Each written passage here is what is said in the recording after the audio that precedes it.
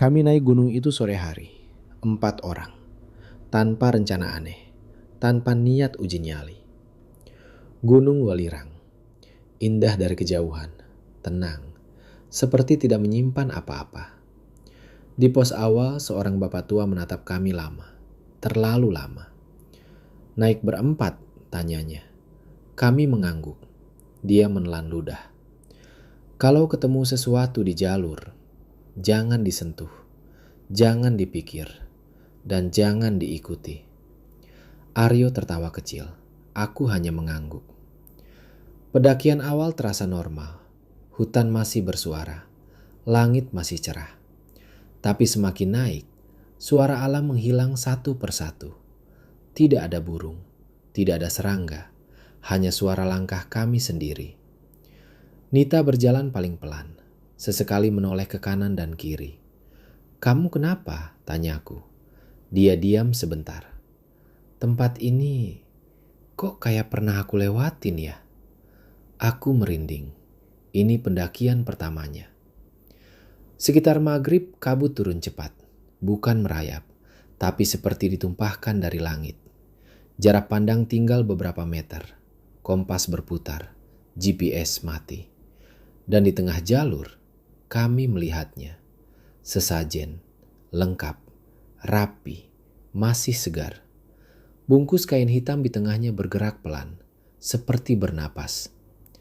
"Lewatin aja," kata Aryo cepat. Kami melangkah. Nita berhenti. Tangannya gemetar. Matanya menatap sesajen itu. "Jangan," kataku pelan. Dia menoleh. Ada yang manggil aku. Aku menariknya.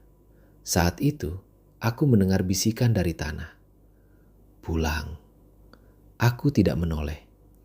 Kami terus berjalan, tapi jalurnya terasa aneh. Langkah kami seperti berputar. Waktu terasa lebih lama dari seharusnya. Lalu kabut menipis. Di depan kami berdiri sebuah desa. Rumah kayu, lampu temaram. Di tempat yang seharusnya tidak ada pemukiman. Aryo membuka peta. Di peta nggak ada apa-apa. Kami mendekat. Papan kayu tua berdiri miring. Tulisan pudar itu terbaca jelas. Dusun Mayit. Dadaku terasa sesak. Desa itu sunyi. Tidak ada suara orang. Tidak ada hewan. Hal paling aneh, tidak ada jendela di satu pun rumah. Hanya pintu, tertutup rapat. Saat kami melangkah masuk, tok, satu pintu terbuka sendiri. Gelap di dalam. Bau busuk keluar perlahan. Nita berjalan ke arah pintu itu. "Nita, jangan!" teriak Raka. Dia berhenti di ambang pintu. Lalu berkata pelan, "Ini tempat aku mati." Kami membeku. "Apa maksudmu?" tanyaku.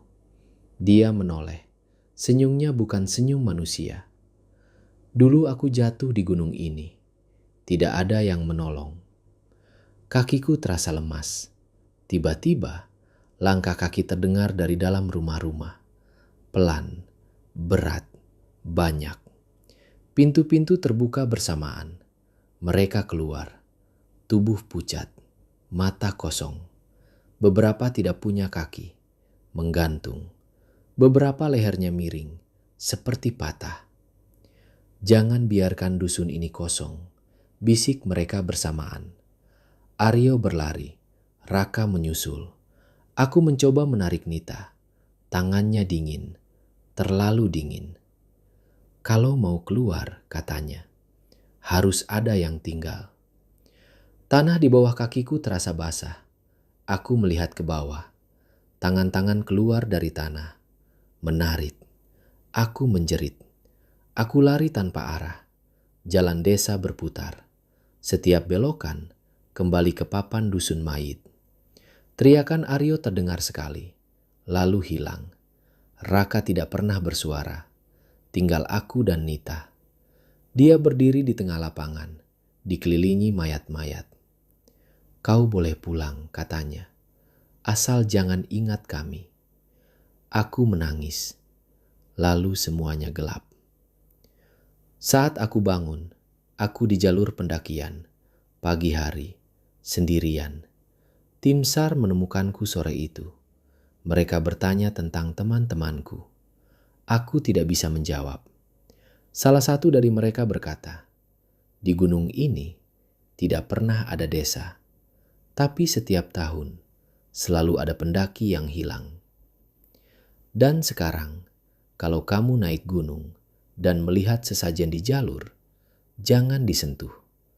Kalau mendengar namamu dipanggil, jangan jawab, karena mungkin dusun Mait sedang menunggumu